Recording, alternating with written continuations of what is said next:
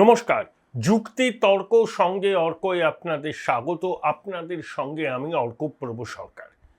কালীঘাট তৃণমূল আর বহুরূপী ব্যানার্জির তৃণমূলের মধ্যে যে আকচি চলছে তা পশ্চিমবঙ্গের রাজনীতি সচেতন মানুষ, এমনকি সাধারণ মানুষও বিশুদ্ধ বিনোদন উপভোগ করছেন। প্রবীণ সাংবাদিকরা বলতেন যে কংগ্রেসটা না থাকলে জীবনে কোনো আনন্দ বা রস থাকতো না। কারণ স্বাধীনতার পরবর্তী কাল থেকে, সে বিধানবাবুর আমল থেকে শুরু করে হাল আমলের প্রদেশ কংগ্রেস, তার বিচিত্র কাণ্ড কারখানা, বিভিন্ন নেতার বিভিন্ন গোষ্ঠী কোন্দল, চটি ছোড়াছুড়ি, মহাজাতি সদনে ছাত্র পরিষদের প্রতিষ্ঠা দিবস উদযাপনকে ঘিরে যে কাণ্ড কারখানা অতীতে ঘটেছিল, আমিও তার কিছুটা সাক্ষী। প্রবীণ সাংবাদিকরা আরো অনেক বেশি দেখেছেন। তো আমরা বলতাম রঙ্গে ভরা বঙ্গকং। তো এই কংগ্রেস থেকেই তো তৃণমূলের উদ্ভব। কংগ্রেসের যা কিছু, তৃণমূল সেটাকে খুব সুন্দরভাবে বহন করে চলেছে, ঐতিহ্যটাকে বহন করে চলেছে। তা সেই তৃণমূল এখন তো ভাগে বিভক্ত আমি বলতে পারবো না। কালীঘাটপন্থী তৃণমূল, ঋতব্রতপন্থী তৃণমূল, অভিষেকপন্থী তৃণমূল, ভবিষ্যতে আরও অন্য তৃণমূলও হতে পারে। তৃণমূল কুণাল ঘোষ হিসাবে কেউ না কেউ আত্মপ্রকাশ করতে পারেন। এই যে মন্টু সাহা, মডার্ন ডেকোরেটার্সের মালিক, 21শে জুলাইয়ের মঞ্চ বাজাতে গিয়ে সরকারি অনুষ্ঠানে তার ভূমিকা ছিল সর্বজন বিদিত।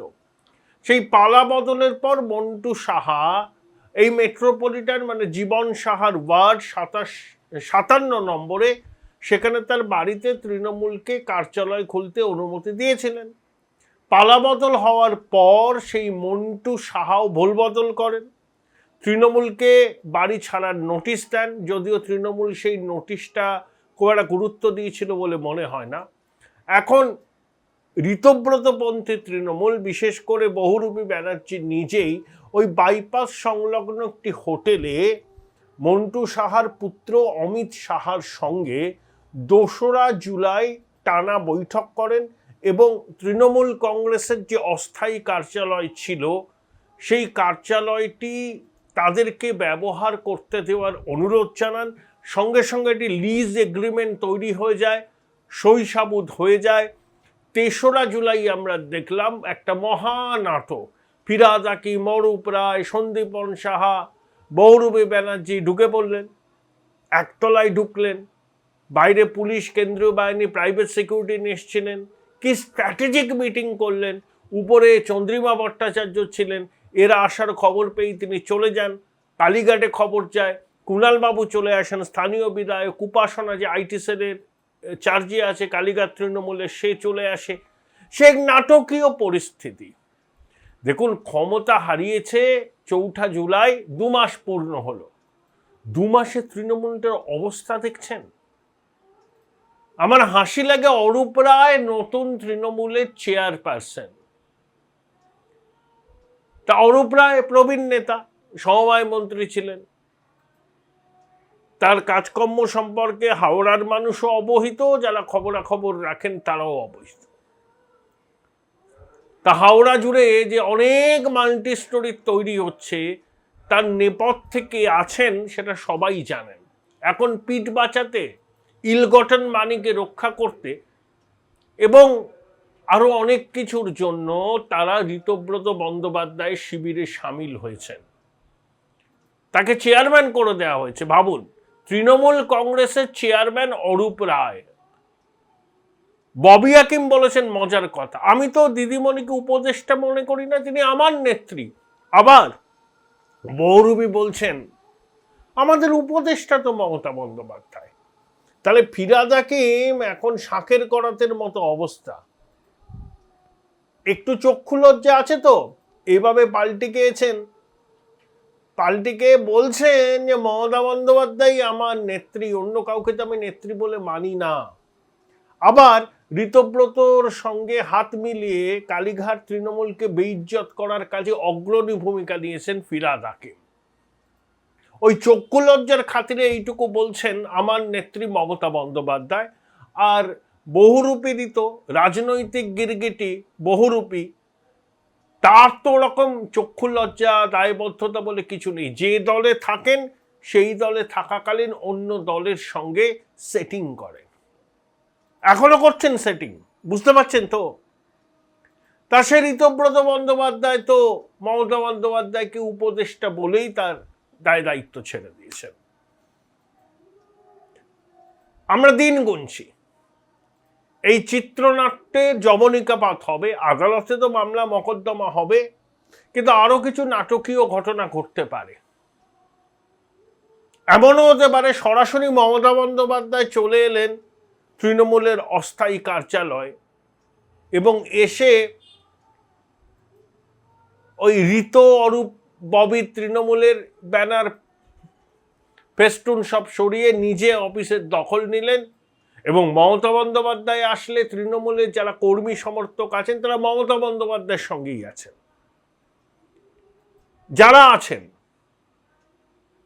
এই বহুরূপীর সাথেও নেই, অরূপ রায়ের সাথেও নেই, বাংলার আয়াতুল্লাহ তার সঙ্গেও নেই, যা আছেন তারা মমতা বন্দ্যোপাধ্যায়ের সঙ্গে আছেন। হতেই পারেন কুণাল ঘোষকে সঙ্গে নিয়ে মমতা বন্দ্যোপাধ্যায় সরাসরি দলের অস্থায়ী কার্যালয়ে চলে এলেন, সে নাটকীয় পরিস্থিতির সৃষ্টি হবে। যে কোনো দিন কিন্তু এই ধরনের ঘটনা ঘটতে পারে। দিদিমণি মুখে সেলোটেপ লাগিয়ে আছেন, একটি বাক্য উচ্চারণ করছেন না, তার মানে এই নয় যে তিনি চুপচাপ হাত গুটিয়ে বসে আছেন, আইনি পরামর্শ নিচ্ছেন এবং ভবিষ্যৎ কর্মপদ্ধতি কি হতে পারে সে সম্পর্কে হয়তো কিছু চিন্তা ভাবনা পরামর্শ করছেন। যাই করুন না কেন, ভূতের ভবিষ্যৎ থাকতে পারে, তৃণমূল কংগ্রেসের কোনো ভবিষ্যৎ নেই। আপনাদের স্বনির্বন্ধ অনুরোধ, চ্যানেল সাবস্ক্রাইব করবেন, থ্যাঙ্কস বাটনে ক্লিক করতে ভুলবেন না। মুখ্যমন্ত্রী হওয়ার পর শুভেন্দু অধিকারী প্রথমবার উত্তরবঙ্গ সফরে গিয়ে কি বলেছিলেন যে প্রতি মাসে একবার করে আসবেন, প্রশাসনিক বৈঠক করবেন। ৩রা জুলাই উত্তরকন্যায় গিয়ে তিনি প্রশাসনিক বৈঠক করলেন, ৩ ঘন্টা সামনাসামনি, আবার অনলাইনে।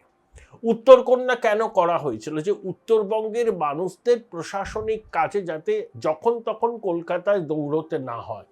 কিন্তু উত্তরকন্যা তৈরি হলেও উত্তরকন্যার প্রকৃত কার্যকারিতা কি?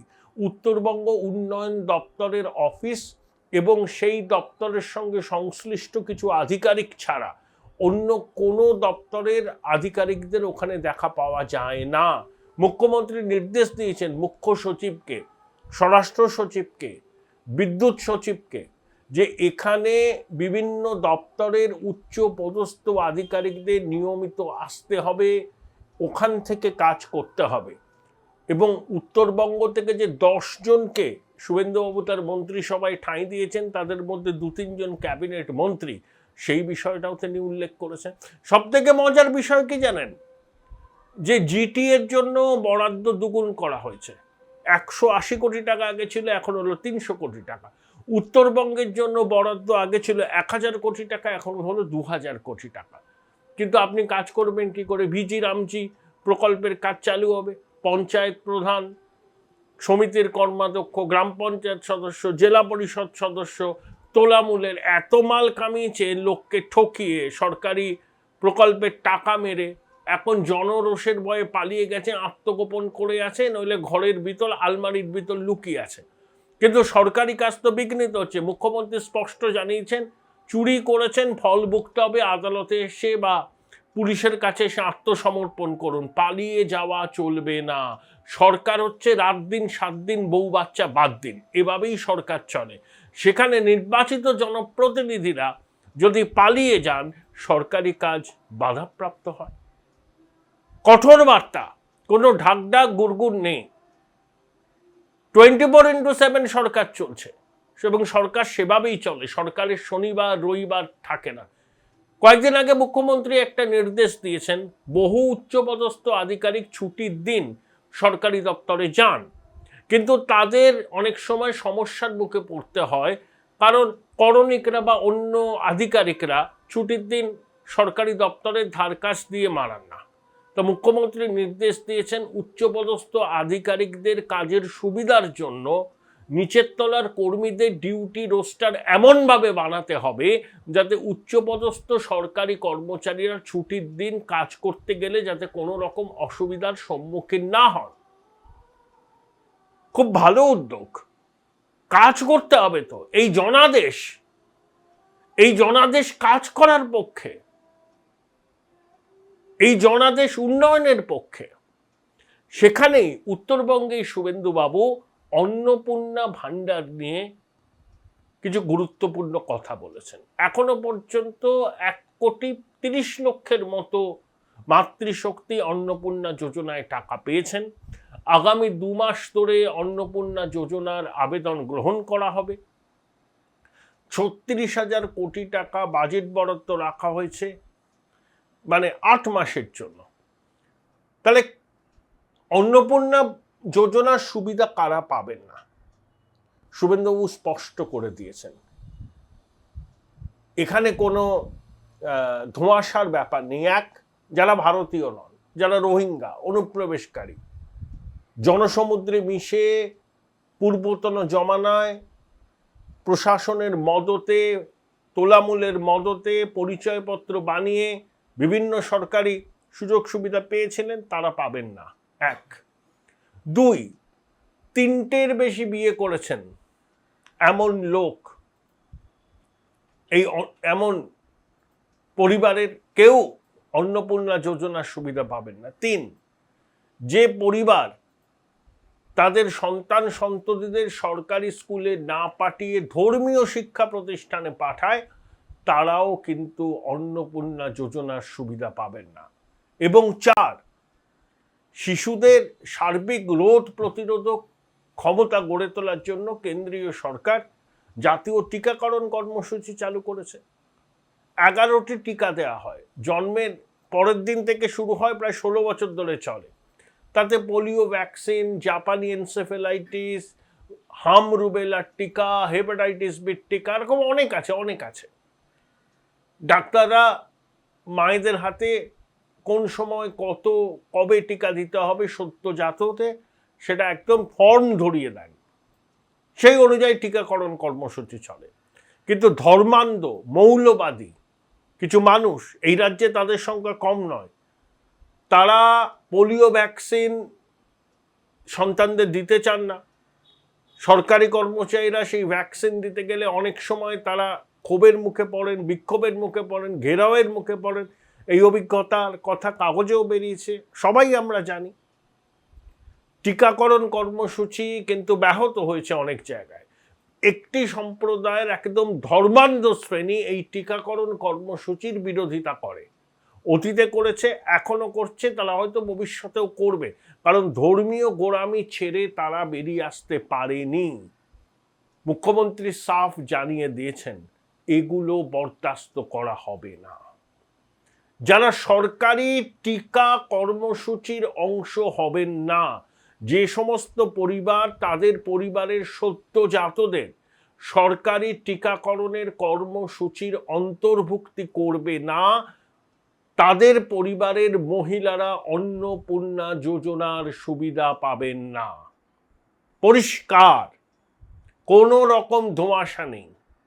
1, যারা অভারতীয় মানে রোহিঙ্গা অনুপ্রবেশকারী, তারা পাবেন না, ডিটেক্ট ডিলিট ডিপোর্ট। 2, বহুবিবাহ করেছেন এমন পরিবারের সদস্যরা পাবেন না। 3, যে সমস্ত পরিবার তাদের সন্তান সন্ততিদের সরকারি স্কুলে না পড়িয়ে ধর্মীয় স্কুলে পড়ায়, ধর্মীয় শিক্ষাকে অগ্রাধিকার দেয়, তারা পাবেন না। এবং 4, যে সমস্ত পরিবার সদ্যজাতদের জন্য তাদের পরিবারের সদ্যজাতদের সরকারি টিকাকরণ কর্মসূচির অন্তর্ভুক্ত করবেন না, তারাও পাবেন না এই অন্নপূর্ণা যোজনার সুবিধা। পরিষ্কার করে দিয়েছেন মুখ্যমন্ত্রী। অত্যন্ত বলিষ্ঠ সিদ্ধান্ত, সাধু উদ্যোগ। আমি এই সিদ্ধান্তকে সর্বান্তকরণে সমর্থন করি। এ ভাই ভাই, এটা মডেল না খাতা, আর কত ফটোগ্রাফি করবি? চুপ কর, সামনে মাধ্যমিক, নোট জোগাড় করে পড়তে হবে। কবে পড়বি ভাই? গ্যালারি তো নোটের লাইব্রেরি আর স্টোরেজে পিডিএফ এর ছড়াছড়ি। ধুর, কোনটা পড়বো কোনটা ছাড়বো কিছুই তো বুঝতে পারছি না। আরে তাহলে মৌলিক লাইব্রেরির বই পড়। ওদের সম্রাট এক্সক্লুসিভ সাজেশন বইগুলোতে পাবি সমস্ত গুরুত্বপূর্ণ এমসিকিউ, এসএকিউ ও বড় প্রশ্ন একেবারে উত্তর সহ। কমন পাবো তো? টপারদের জিজ্ঞেস কর। সম্রাট এক্সক্লুসিভ সাজেশন মাধ্যমিক, ভালো রেজাল্টের পাসওয়ার্ড। উচ্চ মাধ্যমিকের পর উজ্জ্বল ভবিষ্যৎ গড়তে NCHMCT পর্যটন দপ্তর, ভারত সরকারের hospitality and hotel management, Paschimbanga সরকারের মাকাউটের BBA BCA, fashion design, aviation tourism, culinary arts পড়ো SBI HM কলেজে। স্টুডেন্ট ক্রেডিট কার্ড ও ব্যাংক লোন পাবে SBI HM এ পড়লে। কোর্সের শেষে SBI HM দেশ ও বিদেশে চাকরির ব্যবস্থা করে থাকে। SBI HM হলো পশ্চিমবঙ্গের সেরা ম্যানেজমেন্ট কলেজ। SBIHM.com। বোলপুর শহরের কোলাহল থেকে মাত্র 20 মিনিট দূরেই রয়েছে সুন্দর রিসর্ট, যেখানে পেয়ে যাবে স্পেশিয়াস আর এস্থেটিক্যালি ডিজাইন রুম। তোমরা যারা গ্রুপে যাও তাদের জন্য আছে কমফোর্টেবল গ্রুপ স্টে অপশন, আর কাপলদের জন্য রয়েছে লাক্সারিয়াস সুইট রুম, তার উপর আবার ফ্ল্যাট 10% অফ। এখানে প্রকৃতির মাঝে তোমরা পেয়ে যাবে একটা সুন্দর সুইমিং পুল, ছোটদের জন্য প্লে এরিয়া আর একটা এস্থেটিক সেলফি কর্নার। প্রপার্টিটা পুরোটাই পেট ফ্রেন্ডলি, আর এখানে আছে অনেক কিউট ছোট ছোট র্যাবিটস। সকালের ব্রেকফাস্ট থেকে ডিনার পর্যন্ত পেয়ে যাবে একদম হোমলি কমফর্ট ফুড, যা এক কথায় অসাধারণ। বেঙ্গলি কুইজাইনের সাথে সাথে পেয়ে যাবে চাইনিজ আর নর্থ ইন্ডিয়ান অপশনও। বিকেলে বনফায়ারের আলো, বন্ধুদের সাথে আড্ডা আর খোলা আকাশের নিচে গ্রাম বাংলার হাওয়া, পুরোটাই এক অপরূপ অনুভব। তাহলে বলো, তোমরা কবে প্ল্যান করছো এই পিসফুল এসকেপটা? And don't forget to follow Miss Cupcake for more such travel updates.